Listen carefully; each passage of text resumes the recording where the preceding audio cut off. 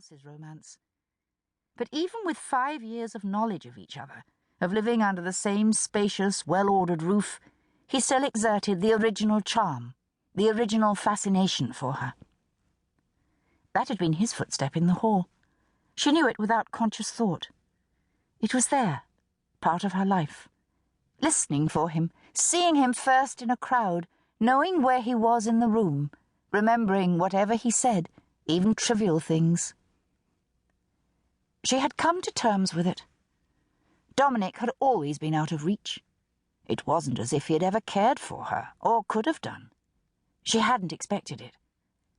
One day, perhaps, she would meet someone she could like and respect, someone suitable, and Mother would speak with him, see that he was socially and personally acceptable, and, of course, Father would make the other arrangements, whatever they were, as he had done with Dominic and Sarah, and no doubt would do with Emily and someone in due course.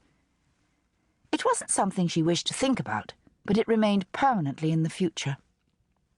The present was Dominic, this house, her parents, Emily and Sarah, and Grandmamma. The present was Aunt Susanna coming to tea in 2 hours' time, and the fact that the footsteps in the hall had gone away again, leaving her free to take another quick look at the newspaper. Her mother came in a few moments later, so quietly Charlotte didn't hear her. Charlotte?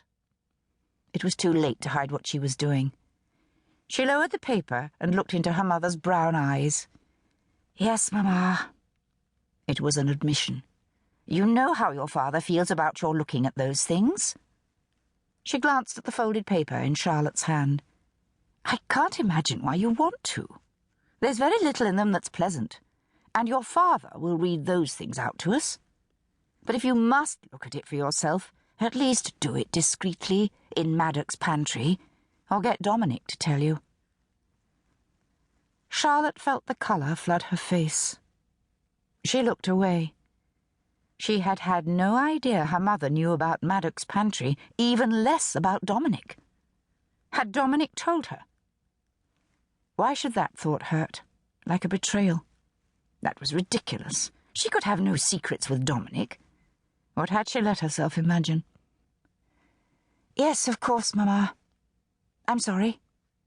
She dropped the paper behind her onto the table. "I shan't let Papa catch me." "If you want to read, why don't you read books? There's something of Mr. Dickens in the bookcase over there, and I'm sure you haven't read Mr. Disraeli's Coningsby yet." Funny how people always say they are sure when they mean they are not sure. "Mr. Disraeli died yesterday," Charlotte replied. "I wouldn't enjoy it. Not just at the moment." "Mr. Disraeli? Oh, dear, I am sorry. I never cared for Mr. Gladstone, but don't tell your father. He always reminds me of the vicar."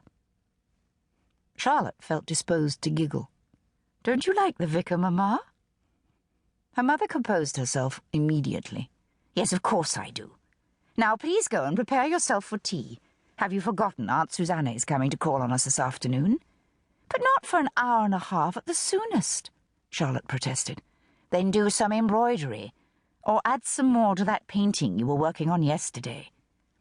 "It didn't go right." "Grammar, Charlotte. It didn't go well." "I'm sorry. Perhaps you'd better finish the comforters so you can take them to the vicar's wife tomorrow. I promised we would deliver them." "Do you suppose they really comfort the poor?" It was a sincere question. "I've no idea." Her mother's face relaxed slightly as the thought occurred to her, obviously for the first time. "I don't think I've ever known anyone really poor, but the vicar assures us they do, and we must presume he knows. Even if we don't like him very much. Charlotte, please don't be impertinent." But there was nothing harsh in her voice. She had been caught in an unintentional truth, and she didn't resent it. She was annoyed with herself, perhaps, but not with Charlotte. Obediently, Charlotte left the room to go upstairs. She might as well finish the comforters. It would have to be done sometime. Tea was served by Dora, the kitchen maid, in the withdrawing room. Tea was the most erratic